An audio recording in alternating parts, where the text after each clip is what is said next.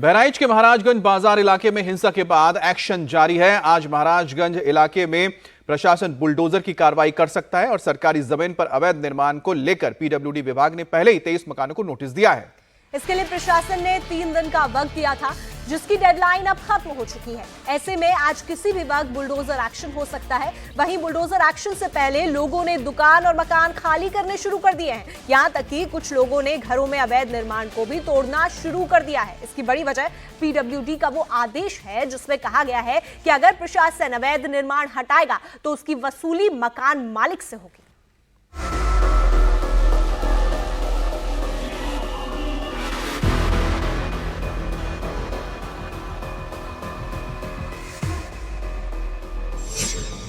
बहराइच में bulldozer action से पहले रिएक्शन।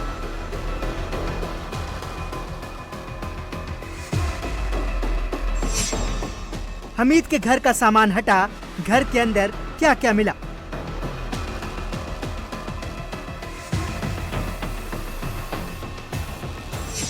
नोटिस की मियाद आज खत्म, अब एक्शन की बारी।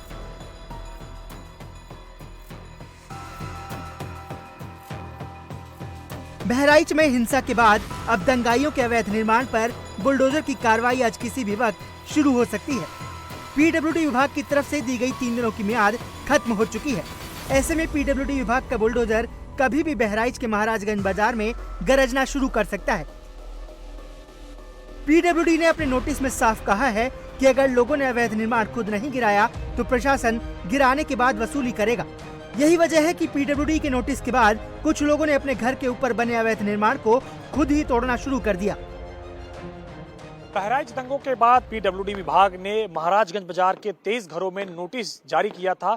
उसके बाद अगर बात करें तो अब खुद इन मकान के मालिकों ने अपना अवैध निर्माण तोड़ना शुरू कर दिया है। आप तस्वीरें देख सकते हैं कि जिस तरीके से 23 घरों में नोटिस चस्पा की गई थी और उनको वक्त दिया गया था 3 दिन का। सभी मकान मालिकों के पास वक्त है कि वो अपने अवैध निर्माण हटा ले, अन्यथा प्रशासन की बुलडोजर कार्यवाही कभी भी हो सकती है।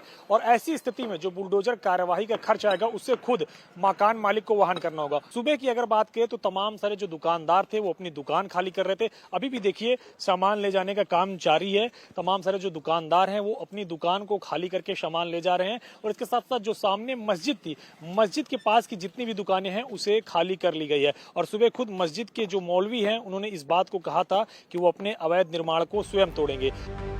पीडब्ल्यूडी का नोटिस मिलने के बाद दुकानों से लोगों ने सामान हटा लिया है। जो दुकानें 13 अक्टूबर से पहले गुलजार थी, अब वहां सन्नाटा है।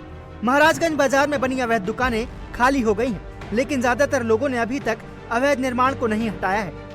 अगर बाजार की हम बात करें तो यहाँ पे देखिए सभी लोगों ने दुकानें खाली कर दी है। 1-2 घरों ने अपने से निर्माण को तोड़ने का भी कार्य किया। जिस तरीके से अब्दुल हमीद के ठीक सामने का ये मकान है, इसको आप देखिए, इसको खुद मकान मालिक ने अपने से तोड़ने का कार्य किया। लेकिन और अगर पूरी बाजार में हम निगाह दौड़ाएं तो यहाँ पे कोई भी ऐसी दुकान नहीं है जिसको कि तोड़ा गया हो या खुद दुकानदार ने या मालिक ने अपने से तोड़ने की जहमत उठाई हो। चूंकि तमाम सारे किराएदार थे जो यहाँ पे किराने की दुकान संचालित करते थे, कुछ लोग फोटो फ्रेम की दुकान संचालित करते थे, कुछ लोग यहाँ पे मिठाइयों की दुकान संचालित करते थे, तो उन लोगों ने अपने सामान को यहाँ से निकाल लिया है। दुकानें पूरी तरीके से खाली कर दी हैं, लेकिन जो निर्माण है, निर्माण को तोड़ने का काम नहीं हुआ है। वहीं बहराइच हिंसा का मुख्य आरोपी अब्दुल हमीद तो कानून के शिकंजे में है, लेकिन उसके घर पर इस वक्त सन्नाटा पसरा है। पूरा परिवार हिंसा के आरोप में जेल में बंद है। महिलाएं घर छोड़कर जा चुकी हैं। रामगोपाल की हत्या के बाद भीड़ ने अब्दुल हमीद के घर पर हमला कर दिया था। इस दौरान दोनों पक्षों की तरफ से जबरदस्त पथराव और कांच की बोतलें चली थी। हिंसा के बाद से हमीद का घर सील था। शनिवार को प्रशासन ने घर खोला और पीडब्ल्यूडी की कार्रवाई से पहले पुलिस गांव के प्रधान के साथ मिलकर अब्दुल हमीद के घर के सामान को सुरक्षित कराया।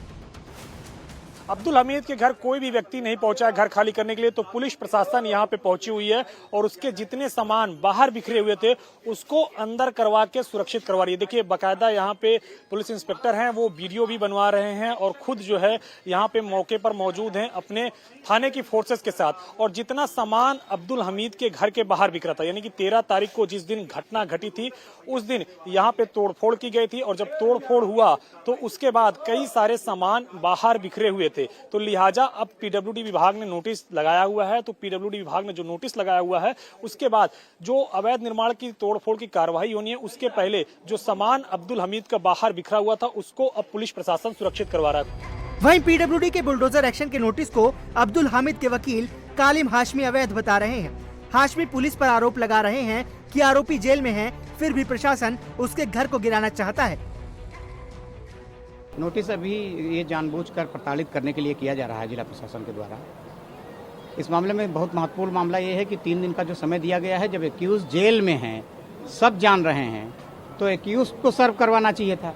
जानबूझकर घर पर चस्पा किया गया है कि गैरकानूनी रूप से माननीय सर्वोच्च न्यायालय में इस मामला पेंडिंग होते हुए उस भवन को तोड़ना चाहते हैं, गैरकानूनी काम करना चाहते हैं, इसीलिए गलत तरीके से नोटिस दी गई है। नोटिस जब तक एक्यूज को मिलेगी नहीं, जेल में उनसे मिलने का अवसर नहीं दिया जाएगा, जेल में उनको अपना पक्ष रखने का अवसर नहीं दिया जाएगा, तब तक इस मामले में जो कार्रवाई की जा रही है बिल्कुल स्पष्ट कर रही है कि प्रताड़ित करने के लिए किया जा रहा है। हिंसा के आरोपी अब्दुल हमीद के वकील पीडब्ल्यूडी विभाग के जिस बुलडोजर एक्शन के नोटिस को अवैध बता रहे हैं, पीडब्ल्यूडी विभाग ने अवैध कब्जे को लेकर 1 साल पहले भी ऐसा ही नोटिस दिया था। ये नोटिस अवैध निर्माण करने वाले सभी लोगों को दिया गया था, उसमें अब्दुल हमीद भी शामिल था। बावजूद इसके किसी ने अवैध निर्माण नहीं हटवाया। ये हम लोगों की जानकारी में ही नहीं था कि ये अवैध है, क्योंकि ये गांव पंचायत है, ये कोई तहसील मुख्यालय से लगा हुआ गांव का है, ये न टाउन एरिया है न कोई कस्बा, मान के चले कि यहाँ नगर पंचायत है। अब ये बताया गया था आज से करीब तकरीबन 1 साल पहले कि आप लोगों को जो है निशान कुछ लगा दिए गए थे 30 फुट पे कि इसको तोड़ना है, तो कुछ टीन सेट वगैरह जो भी थे वो टूट गए थे उस टाइम। उसके बाद फिर ये ऐसे ही लीपा पोती पड़ा रहा। ये हुआ कि नोटिस मिलेगी तो उसके कम से कम 15 दिन या 20 दिन या 1 महीना हम लोगों के जहन में था कि जब भी नोटिस मिलेगी तो कम से कम 15 दिन का टाइम दिया जाएगा, हम लोग अपने आप तोड़ लेंगे। बहराइच हिंसा के बाद सीएम योगी काफी सख्त नजर आ रहे हैं। सूत्रों की माने तो शनिवार को सीएम योगी को बहराइच हिंसा से जुड़ी डिटेल रिपोर्ट दी गई। आधे घंटे चली इस मीटिंग में डीजीपी प्रशांत कुमार और ADG law and order Amitabh Yash, ACS home Deepak Kumar, home secretary Sanjeev Gupta मौजूद रहे। इस दौरान सीएम योगी को बताया गया कि दंगे में किस तरह से लापरवाही बरती गई, पुलिस अफसर दंगा कंट्रोल करने में क्यों फेल हुए, घटना स्थल पर देरी से पहुंचने वाले अधिकारी कौन थे, घटना स्थल से फोर्स लेकर 2 किलोमीटर दूर कौन खड़ा था और दंगा होने पर एक दुकान में छिपकर कौन बैठा था। इसके साथ ही सीएम योगी को बहराइच में पीडब्ल्यूडी के एक्शन के अलावा उस एनकाउंटर की भी जानकारी दी गई, जिसे लेकर खूब सियासत हो रही है। बीजेपी जहां मृतक राम गोपाल मिश्रा के परिवार के साथ खड़ी है, वहीं समाजवादी पार्टी दंगाइयों के साथ दिख रही है। पीड़ित परिवार सरकार की और जिला प्रशासन की कार्रवाई से पूर्ण रूप से संतुष्ट है। भारत का संविधान है, भारत का नियम कानून है, जो लागू होगा उस सब पर लागू होगा। वो दल और जाति और धर्म देख करके लागू नहीं होगा। जो उस परिधि में आएगा सबके खिलाफ कार्रवाई होगी। नहीं, पूरी प्रशासन की लापरवाही का ये परिणाम है। अगर प्रशासन सतर्क रहा होता तो ये सारी घटनाएं रोकी जा सकती थी। इन्होंने उसको रोकने का कोई पहले से प्लान नहीं बनाया था। अब क्यों नहीं बनाया था ये तो मैं नहीं कह सकता, लेकिन अब बाद में जो पकड़ के इनकाउंटर हो रहा है, नोटिस दी जा रही है घर गिराने की, ये तो हमको लगता है इससे डरे हुए हैं उस घटना पर का पटाक्ष पेश करने के नाते इस तरह की कार्रवाई करने की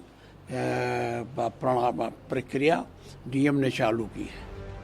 हिंसा के बाद से बहराइच के महाराजगंज बाजार का इलाका पुलिस छावनी बना हुआ है।